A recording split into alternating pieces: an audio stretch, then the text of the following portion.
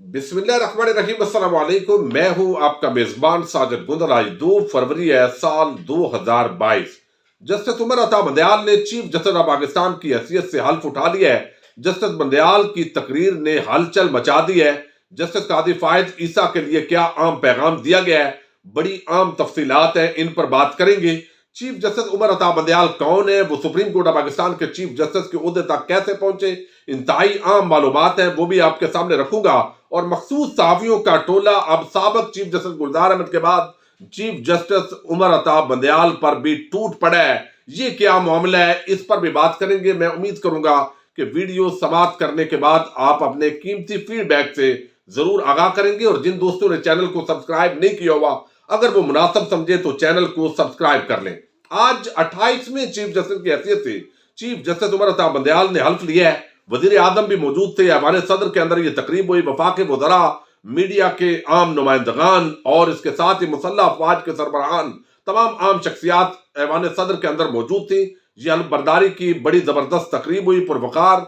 और वहां पर जो है वो चीफ जस्टिस उमर अता बंदयाल की जो बॉडी लैंग्वेज है वो तो वाज़ेह है, लेकिन थोड़ा सा उनकी जिंदगी का जो सफर है ये पहले आपके सामने रखना इंतहाई जरूरी होता है। क्योंकि आजकल कुछ लोग जो है ये कुछ मखसूस टोला जस्टिस उमर अता बंदयाल पर एस्टेब्लिशमेंट का फेवर करने वाला और इस तरह का एक तासर देने की कोशिश की जाती है। और हमारे मुअज़्ज़ज़ जस्टिस कादी फायद ईसा जो है उनको हीरो बनाने के चक्कर के अंदर बाकी तमाम जजेस को जो जीरो बनाने की कोशिश है, वो मामला आपके सामने जो है वो खुल कर आए। जस्टिस उमर अता बंदयाल जो है ये 17 सितंबर 1958 को ये लाहौर के अंदर पैदा हुए। इब्तदाई तालीम इन्होंने कोहाट, रावलपिंडी, पेशावर और लाहौर से हासिल की है। और फिर ये कोलंबिया यूनिवर्सिटी से मईशत के अंदर इन्होंने बैचलर किया है। और फिर ये कैम्ब्रिज से इन्होंने लॉ की डिग्री हासिल की और लंदन के मारूफ लिंकन्स इन में बतौर बैरिस्टर ये खिदमात सर अंजाम देते रहे। 1983 में बतौर एडवोकेट लाहौर हाई कोर्ट की फहरिस्त में शामिल हुए और कुछ सालों के बाद बतौर advocate supreme court of Pakistan ये खिदमात सर अंजाम देते रहे। और फिर लाहौर के अंदर अपने प्रैक्टिस के दौरान वो चीफ जस्टिस बंदयाल ने अमूमन जो कमर्शियल बैंकिंग है, टैक्स एंड प्रॉपर्टी के जो मामलात हैं, वो ज्यादा इनका जो है वो शोबा रहा और उसको ये डील करते रहे। जस्टिस साहब 1993 के बाद जस्टिस ओहदे पर फायद होने तक आपने बैन अल-अक़वामी तजारती तनाज़ात को भी संभाला है। Justice Umar Ata Bandial supreme court of Pakistan और लंदन और पेरिस की मुतअद्दिद बैन अल-अक़वामी अदालतों में बतौर सालसी भी पेश हो चुके हैं। यानी ये एक बैन अल-अक़वामी लेवल के वकील थे। जब तक ये जस्टिस नहीं बने हुए थे तो अपनी काबिलियत लियाकत की बिना पर जस्टिस बंदयाल इस ओहदे पर आए हैं। जस्टिस उमर अता बंदयाल को 4 दिसंबर 2004 को ये लाहौर हाई कोर्ट के जज बने हैं। उनका शुमार उन जजों में होता है जिन्होंने नवंबर 2017 का जो प्रोविजनल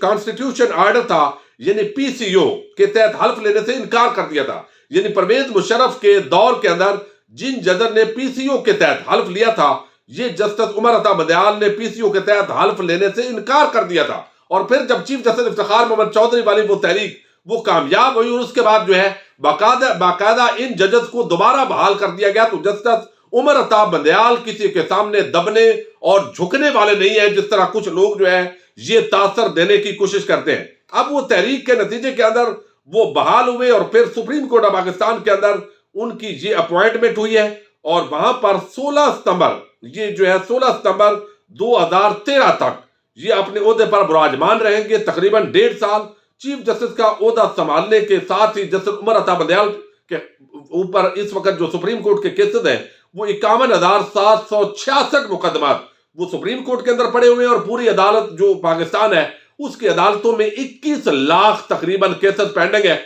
अब ये इनका इम्तिहान है कि निज़ाम इंसाफ की बेहतरी के लिए मजीद ये क्या कंट्रीब्यूट करते हैं। ये बड़ी एक आम डेवलपमेंट है। बहरहाल इस हवाले से जस्टिस उमर अता बंदयाल मुस्लिम लीग नून के मरहूम एमएनए परवेज मलक और ऐवान ज़ीरी के रुकन शाइस्ता परवेज मलक के एक साहबजादे के सुसर भी है। यानी मुस्लिम लीग नून के बड़े करीबी लोग वो इनके यहाँ उनकी शादी हुई है। परवेज मलक आपको इल्म है, शाइस्ता परवेज मलक। और इसके बावजूद जो है अगर ये मुस्लिम लीग नून इनके फैसलों पर चीखती है तो आप अंदाजा कर लें कि ये किस तरह के क्रेडिबल आदमी है। बाकी इनकी जो मजीद चीफ जस्टिस की हैसियत से कारकर्दगी होगी उस पर हम यकीनन बात करते रहेंगे। लेकिन साफियों का एक तबका मलामतिया चीफ जस्टिस उमर अता बंदयाल की जो तकरीर है इस पर बड़ा सीखपा है। ان کو خطرہ پیدا ہو گیا ہے، چونکہ وہ ایک جو ہمارے جائی صاحب ہیں ان کو ہیرو بنانے کے چکر میں جو باقیوں کو زیرو بنانے کی مہم ہے. اب یہ مطیع اللہ جان ہے، یہ کورٹ رپورٹر ہے، سپریم کورٹ آف پاکستان کی کیس جو ہے وہ کور کرتے ہیں. اب انہوں نے یہ کہا ہے کہ نئے چیف جسٹس عمر عطا بندیال کے سابق چیف جسٹس گلزار احمد نے کہ الوداعی ریفرنس میں کی گئی تقریر ایک نئے طوفان کا پیش خیمہ ہے. یہ کہتے ہیں لوگ ثاقب نثار اور صدارتی نظام بھول جائیں گے. چیف جسٹس بندیال کی تقریر میں کم عقل والوں کے لیے بھی واضح اشارے ہیں. وہ کہتے ہیں نئی عدالتی نظام کی ترجیحات ڈیم فنڈ چندے کے بعد پیش ہے، آبادی کنٹرول کرنے کے طریقے. نیا چیف جسٹس بندیال کی تقریر آئندہ حکومت کے لیے کیا خطرے کی گھنٹی ہے، تو یہ بھی اب اس طرح کا تاثر دے رہے ہیں. ایک اور ہیں ان کے حامد میر کے بڑے قریبی، جن کی وجہ سے وہ کیپٹل ٹاک سے آؤٹ ہوئے. وہ کہتے ہیں کہ نامزد چیف جسٹس عمر عطا بندیال کی پریشان کن تقریر. تو اس وقت ایک جو الوداعی ریفرنس کے اندر انہوں نے گفتگو کی، تقریر کی ہے، وہ طبقہ ملامتیہ کا جو مخصوص ٹولہ ہے وہ پہلے ہی پریشان ہو گیا ہے کہ یہ جسٹس بندیال آ گئے اور اب ہمارا کیا بنے گا. ہم جس طریقے سے یہاں پر بات کرتے ہیں، اب یہ جو تقریر کی ہے انہوں نے، وہ بیسیکلی وہی اصل میں آپ سمجھیں کہ ان کی پہلی تقریر ہے جو آج حلف انہوں نے اٹھا لی ہے، اور یہ پورا انہوں نے فریم ورک اس تقریر کے اندر رکھا ہے جو آپ کے سامنے رکھنا انتہائی ضروری ہے. بڑے عام پوائنٹس ہیں اس کے اندر جو گزشتہ روز بھی اس کو ڈسکس کیا گیا تھا، لیکن اس پورے معاملے پر جو ہے وہ انہوں نے کیا کہا ہے جس کی وجہ سے یہ سیکھ پا اور یہ ان کو پریشانی لاک ہے. کہتے ہیں جسٹس عمر عطا بندیال جو ہے انہوں نے جسٹس گلزار احمد کے عہدے کے بعد حلف تو لے لیا ہے. ان کے اعزاز میں جو فل کورٹ ریفرنس ہوا ہے، تمام جو ججز جس کے اندر شریک ہوتے ہیں، میڈیا بھی آتا ہے، وہاں پر کچھ باتیں کی جاتی ہے، جو نئے چیف جسٹس ہیں آنے والے وہ بھی وہاں پر گفتگو کرتے ہیں. تو انہوں نے کہا ہے کہ قانونی معاملات میں ججز کی آرام میں اختلاف ہمارے انفرادی تصورات سے پیدا ہوتا ہے. یعنی ہر ایک کا جو جوڈیشل مائنڈ ہے وہ مختلف ہوتا ہے، اس کی رائے ہو سکتی ہے کسی پوائنٹ پر، اور یہ یعنی تشریح کے اندر تھوڑا سا فرق ہوتا ہے، اور یہ تنوع ہماری سمجھ سے بہتری لاتا ہے. جسٹس قاضی فائد عیسیٰ کیس کے تفصیلی فیصلے کا حوالہ دیتے ہوئے انہوں نے کہا کہ اس طرح گزشتہ روز اقلیتی نظریہ اکثریت کا فیصلہ بھی بن سکتا ہے. انہوں نے کہا کہ اس طرح کے طرز عمل کو غیر پیشہ ورانہ اور غیر مہذب ہونے کے علاوہ غیر آئینی قرار دیا اور کہا کہ کچھ کرنا چاہیے تھا. ساتھ ہی عدلیہ کے اس معاملے میں داخل ہونے سے پہلے بار کی معاونت بھی طلب کی ہے. انہوں نے کہا ہے کہ مدد کریں، بینچ اور بار کا ایک رشتہ ہے، اور قاضی فائد عیسیٰ کا ہم نے دیکھا ہے کہ پہلے فیصلہ ان کے خلاف آیا لیکن پھر ان کے حق میں آیا. 6 ججز ایک طرف ہوئے، 4 ایک طرف ہوئے، اور اس کو بڑا سوشل میڈیا پر تنقید ہوئی. تو سوشل میڈیا پر اس فیصلے پر جو تنقید کر رہے ہیں ان کے خلاف کارروائی کا عندیہ دیا، اور اٹارنی جنرل اور جو عہدیدار ہیں وکلاء آرگنائزیشن کے ان کے ذمہ لگایا. اور اگلا جو فل کورٹ ریفرنس کے عدالت کے کمرہ نمبر 1 میں منعقد ہوا، جس میں سبکدوش ہونے والے چیف جسٹس کے اہل خانہ اٹارنی جنرل خالہ جاوید، پاکستان بار کونسل کے نائب صدر، اور اس کے ساتھ ہی باقی عہدیدار موجود تھے. اور اس کے اندر جو ہے جسٹس قاضی فائد عیسیٰ کی دائر درخواست کی جانب بھی اشارہ کیا گیا ہے، جس کے 10 ججز سے 17 ماہ تک سماعت کی، اور یہ سماعت 26 اپریل 2021 کو ہوئی. انہوں نے کہا کہ یہ کیس تقریباً 60 سماعتوں پر محیط تھا، اور ایسے دنوں میں بڑے بینچ کی سنوائی کے لیے باقاعدہ کاز لسٹ کو کم کرنا پڑتا ہے. جسٹس بندیال نے کہا کہ ہمارے اس عرصے کے دوران کیسز کا بوجھ دسمبر 2019 کے تقریباً 42,000 کیسز سے بڑھ کر اپریل 2021 میں تقریباً 50,000 کیسز تک پہنچ چکا ہے.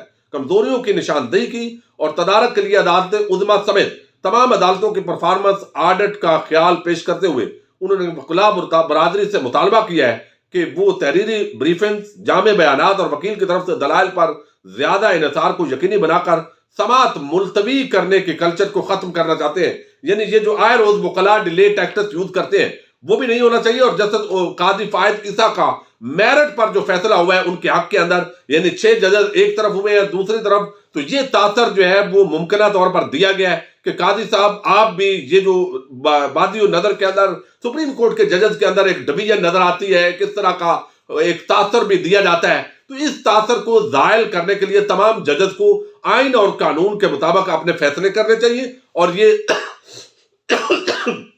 مخالفت کا جو ماحول ہے بظاہر، یہ نظر جو ہے وہ نہیں آنا چاہیے تاکہ عوام کے اوپر جو ہے یہ امپیکٹ نہ پڑے. اب انہوں نے کہا ہے، اندیا دیا ہے کہ کچھ معاملات کے اندر چیف جسٹس کو اور سپریم کورٹ آف پاکستان کو مداخلت کرنی پڑتی ہے جب انتظامیہ کمزور ہوتی ہے.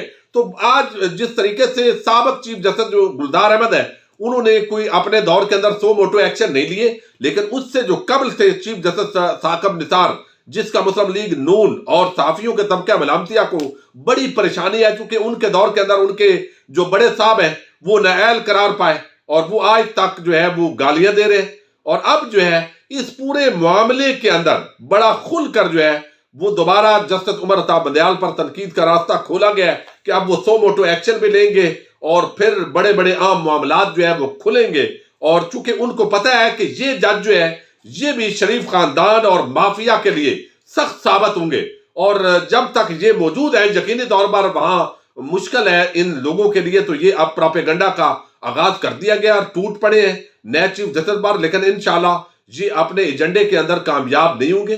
سابق چیف جسٹس گلزار احمد نے اپنے طور پر کوشش کی ہے، ہر انسان کے اندر کچھ خامی ہے کچھ خوبی ہے، لیکن پاکستان کے اندر جو نظام انصاف ہے وہ اس سطح تک نہیں پہنچ سکا کہ عام آدمی کے لیے قانون برابر ہو. اس کے لیے ہم نے مل کر پوری سوسائٹی نے ایک محنت کرنی ہے، کاوش کرنی ہے اور اس کے لیے کوششیں جاری رکھنی ہے. اپنے میزبان ساجد گندل کو نیکسٹ ویڈیو تک کے لیے اجازت دیجیے. اللہ حافظ.